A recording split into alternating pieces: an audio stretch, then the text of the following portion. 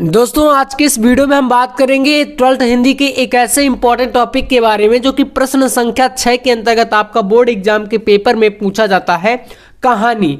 तो आज के इस वीडियो में आपको बताएंगे कि आप लोग कहानियों का सारांश कैसे लिख सकते हो। आज के इस वीडियो में आपकी 4 कहानियां हैं जो कि आपका इससे बाहर बोर्ड एग्जाम में नहीं आएगा। तो पहले हम लोग बात करेंगे पंचलाइट कहानी के बारे में, फिर हम लोग देखेंगे बहादुर कहानी को, और फिर आपका लाठी कहानी, और चौथा आपका रहेगा ध्रुव यात्रा कहानी। तो ये टोटल हमारी 4 कहानियां हैं और चारों को आपको तैयार कर लेना है। बहुत ही आसान सा तरीका मैं आपको बताने वाला हूं, एकदम ट्रिक से आप लोग 5 नंबर अपना तैयार कर सकते हो और इनमें से किसी भी कहानी का सारांश आपके बोर्ड एग्जाम में आएगा, आप लोग आराम से लिख सकते हो। तो सबसे पहले यहां पर हमारे पास है पंचलाइट कहानी, और शुरू करते हैं हम लोग कैसे लिखेंगे। तो इस तरीके से देखो, आपका 6वें नंबर में आता है। तो पहले आप ऊपर डाल दोगे प्रश्नोत्तर संख्या 6 और 80 शब्दों में आपको कहानी को लिख करके पूरा समाप्त करना होता है, ठीक है। तो आप लोग देखो यहाँ पर पंचलाइट कहानी का सारांश हेडिंग डाल देना ब्लैक पेन से, फिर उसके बाद लिखना स्टार्ट करना। आपको ये बताना है कि भाई ये कहानी किसके द्वारा पहले लिखी गई है, यानी इसके लेखक कौन है। तो इस तरीके से लिखोगे पंचलाइट रेणु जी की आंचलिक कहानी, यानी फणीश्वर नाथ रेणु जी के द्वारा ये लिखी गई है। तो पंचलाइट रेणु जी द्वारा लिखित या रेणु जी की आंचलिक कहानी है, और इस कहानी में बिहार के एक पिछड़े गांव की परिवेश का सुंदर चित्रण प्रस्तुत किया गया है। महतो टोली में अशिक्षित लोग, यानी कि जो पढ़े लिखे ज़्यादा नहीं थे, है ना। महतो टोली एक मतलब गांव की एक टोली का नाम था। अशिक्षित लोग हैं, उन्होंने रामनवमी के मेले में पेट्रोमैक्स खरीदा, जिसे वो पंचलाइट कहकर कहते थे या पुकारते थे, जैसे कि लाल ट्रेन बोल सकते हो आप लोग, ठीक है। उसके बाद यहाँ पर स्टोरी को समझते जाना, रटना नहीं है, जैसे मैं बताता जाऊँ सुन करके आपको बस उस तरीके से लिख देना है स्टोरी, जैसे आपको वहाँ पर बोर्ड एग्जाम में याद रहेगी तो उसी को लिख देना। अब इसके बाद देखो यहाँ से जब उन्होंने खरीद लिया, अब प्रॉब्लम ये आई उनके पास, मेले में गए और वहाँ से पंचलाइट यानी पेट्रोमैक्स को खरीदा, वो पेट्रोमैक्स यहाँ पर बोलते हैं ना। पंचलाइट को देखने के लिए टोली के सभी बालक औरतें यानी कि जितने भी लोग थे सभी इकट्ठे हो जाते हैं। सरदार जो उनका उस टोली का मेन मतलब मुखिया था, सरदार अपनी पत्नी को आदेश देता है, यानी कि कहता है कि शुभ कार्य को करने से पहले उसकी पूजा पाठ का प्रबंध कर लें, है ना। और सभी उत्साहित हैं, परंतु समस्या यह उठती है कि पंचलाइट जलाएगा कौन। ये सीधे साधे लोग पेट्रोमैक्स को जलाना भी नहीं जानते थे, और इस टोली में गोधन नाम का एक युवक था जो कि पंचलाइट को जलाना जानता था, लेकिन उसको समाज से निकाल दिया गया था या टोली से बहिष्कृत कर दिया गया था, क्योंकि वो थोड़ा सा बुरे आचरण करता था। और आप यहाँ पर इसको थोड़ा सा अच्छे से इसी प्रकार से लिख देना, जैसे यहाँ पर पूरा बताया गया कि इस टोली में गोधन नाम का एक युवक था।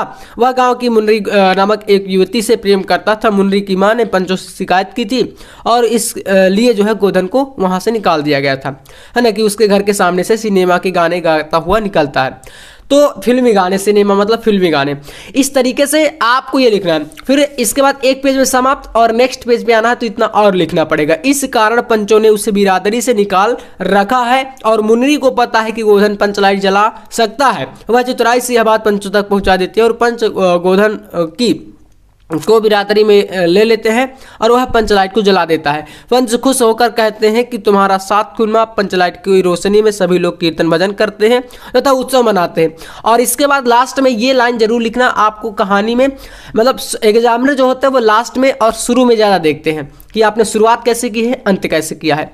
तो जैसे यहाँ पर है, कहानी का कथानक सजीव है, सीधे साधे अनपढ़ लोगों की संवेदनाओं को वाणी देने में रेणु जी समर्थ रहे हैं। इस कहानी में आंचलिक जीवन की सजीव झांकी प्रस्तुत की गई है। ये हो गई हमारी पंचलाइट कहानी, ठीक है, जो कि काफ़ी ज़्यादा इंपॉर्टेंट है। आपसे कहूँ कि ये आपके बोर्ड एग्जाम में 90% चांस है पूछे जाने के, तो हाँ है, क्योंकि पंचलाइट और बहादुर ये 2 कहानियां ज़्यादा आती हैं। बाई चांस आपकी लाठी कहानी भी अथवा में रहती है और ध्रुव यात्रा भी रहती है, तो हम लोग इनको सभी को देखें। चलिए बहादुर कहानी को देखते हैं यहाँ पर। तो इस तरीके से हमारे पास एक और है बहादुर कहानी का सारांश, या आपको उद्देश्य शीर्षक कुछ भी पूछेगा तो फिर आपको इस तरीके से लिखना। पहले सारांश में थोड़ा सा जान लीजिए। देखो ये अमरकांत जी के द्वारा लिखी गई है, ठीक है, तो आपको लेखकों के नाम इनके पता होने चाहिए। अमरकांत द्वारा रचित बहादुर कहानी एक मध्यम वर्गीय परिवार की समस्या को लेकर चली है और इसमें एक बेसहारा पहाड़ी लड़के की मार्मिक कथा वर्णित है। यानी 12 से 13 वर्ष का एक बालक था जिसका नाम बहादुर था, है ना। अब देखो इसका शीर्षक कैसे लिखना है। कहानी का शीर्षक संक्षिप्त, सारगर्भित तथा उपयुक्त है। यह इस कहानी के प्रमुख पात्र बहादुर के नाम पर आधारित है। इसे पढ़कर पाठक को यानी पढ़ने वाले को मन में बहादुर के बारे में जानने की इच्छा उत्पन्न होती है। यहाँ बहादुर वीरता का प्रतीक नहीं है, बल्कि ये क्या है, एक बालक है। इसके बाद यहाँ पर इस कहानी का कथानक देखिए, बहादुर कहानी का कथानक। तो प्रस्तुत कहानी का कथानक अति संक्षिप्त तथा कौतूहलपूर्ण है। यह 12 से 13 वर्ष के एक पहाड़ी बालक बहादुर की दयनीय दशा को प्रकट करता है, क्योंकि वह अपनी माँ से, तो इस तरीके से आपको पूरा यहाँ पर समझा देना है स्टोरी को। फिर इसके बाद पात्र तथा चरित्र चित्रण। कहानी में पात्रों की संख्या सीमित है, इसमें केवल 4 पात्र हैं, जिसमें से बहादुर, निर्मला, और जिसके घर में बहादुर नौकरी करता था, निर्मला है ना, और उसका पति और उसका पुत्र किशोर, किसका, निर्मला का पुत्र। ये सभी मध्यम वर्ग के प्रतिनिधि हैं। बहादुर इसका सर्वप्रमुख हो क्या है, पात्र है। तो इस तरीके से पात्र तथा चरित्र चित्रण आप बता सकते हो। फिर इसके बाद आएगा कहानी का उद्देश्य। कहानी का उद्देश्य अगर पूछता है तो इसको लिखना बहुत ज्यादा जरूरी है, क्योंकि इसके बिना नंबर कट जाते हैं। यानी 5 नंबर का जैसे आता है तो वहां पर आपका 1 या 2 नंबर कट जाएगा अगर इसको नहीं लिखोगे। तो यहां पर देखिए, कहानी निम्न मध्यम वर्गीय समाज के मनोविज्ञान का वास्तविक चित्र अंकित करती है। आधुनिक समाज झूठे प्रदर्शन और शान शौकत में विश्वास करता है, वह बनावटी जिंदगी जीना पसंद करता है। कहानीकार ने निम्न वर्ग के प्रति सहानुभूति रखते हुए मध्यम वर्ग के लोगों की स्थिति की वास्तविकता से समझा है, वास्तविकता को समझा है। तो एक पेज ये पूरी कहानी देखो यहाँ पर हो गया। हमने कथानक लिखा, पात्र का चरित्र चित्रण दिया, उद्देश्य दिया, ये सारांश। आप लोग इस तरीके से हेडिंग बाय हेडिंग भी लिख सकते हो, कोई दिक्कत नहीं है ना। और एक हमने यहाँ पर 2 हेडिंग यहाँ पर बनाई। तो इस तरीके से 80 शब्दों में लिखना है, और यहाँ पर हमने 80 से ज्यादा ही लिखे हैं। और इतना करोगे तो भाई 5 में पूरा 5 नंबर आपको मिलेगा। इसके बाद आपका चौथा कहानी मैंने बताया था पंचलाइट बहादुर के बाद आपका लाठी कहानी। ठीक है, तो चलिए लाठी कहानी को भी देख लेते हैं, इसका उद्देश्य सारांश कैसे लिखोगे। तो इस तरीके से यहाँ पर प्रश्न संख्या 6 के अंतर्गत है, लाठी सुप्रसिद्ध महिला कथाकार शिवानी जी के द्वारा लिखी गई। देखो, जो कहानी जिसकी है उस लेखक का नाम जरूर लिखना शुरू में, ये बहुत ज्यादा इफेक्ट करता है आपके नंबरों को। तो शिवानी की एक घटना प्रधान कहानी है। इसमें लेखिका ने समाज की असंवेदनशीलता को अत्यंत सहज रूप से चित्रित किया है। मध्यम वर्गीय समाज में पति के बिना अकेली रहने वाली पत्नी के जीवन की त्रासदी को दिखाना ही इस कहानी का प्रमुख उद्देश्य है। तो कुछ इस तरीके से उद्देश्य हो जाएगा।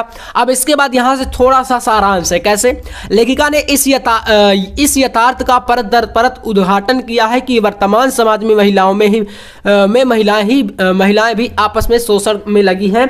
इसका प्रत्यक्ष प्रमाण पति की अनुपस्थिति में बानों की सास और नंदे हैं, जो अपने व्यंग वाणी से बानों के हृदय को बेधने में कोई कसर नहीं छोड़ती हैं। बहू के साथ जानवरों जैसे क्रूर व्यवहार मानवीय दृष्टिकोण से नितांत अनुचित है, और इस रूढ़िगत मानसिकता को बदलना ही इस कहानी का क्या है, प्रमुख उद्देश्य है।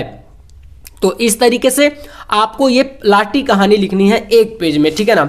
और आपको और इससे अगर ज्यादा आता है तो आप उसको भी थोड़ा सा कर सकते हो, है ना। तो ये आपको इस तरीके से हो गई लाठी कहानी। उसके बाद आपको एक कहानी लिखनी है ध्रुव यात्रा, और मैंने 4 कहानियां यहाँ पर इसलिए बताई हैं ताकि आपको ये डाउट ना रहे। बहुत सारे बच्चे कमेंट कर रहे थे कि भैया कैसे लिखे, कितने पेज में लिखना है आखिरकार कहानी को, और मतलब कि कितना लिखने पर पूरा नंबर मिलेगा। और फिर ये भी डाउट आ रहा था कि भैया सारांश कैसे लिखेंगे, उद्देश्य कैसे लिखेंगे। तो इसलिए मैं ये वीडियो बना रहा हूं, ठीक है।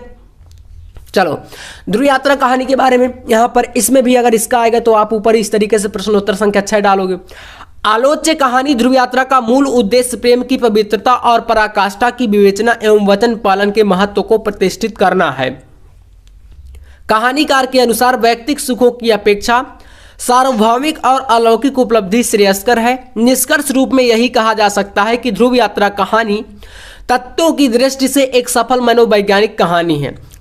कहानी के कथानक में प्रेम में निहित त्याग और समर्पण के अंतर्द्वंद्वों की बड़ी कुशलता से व्यक्त किया गया है। यद्यपि कहानी का कथानक स्पष्ट, चुटीला और मार्मिक है, किंतु पात्रों के अंतर्द्वंद्वों की अभिव्यक्ति के कारण कुछ उलझ सा गया है। और कहानी का कथानक का आरंभ बड़ी तेजी से हुआ है, और मगर आगे चल करके उसकी गति हो गई है धीमी, या धीमी पड़ गई है। तो कुछ इस तरीके से आप लोग यहाँ पर ध्रुव यात्रा कहानी, इसके अलावा जो आपका पंचलाइट कहानी है, ठीक है, पंचलाइट कहानी 2 कहानियां हो गई।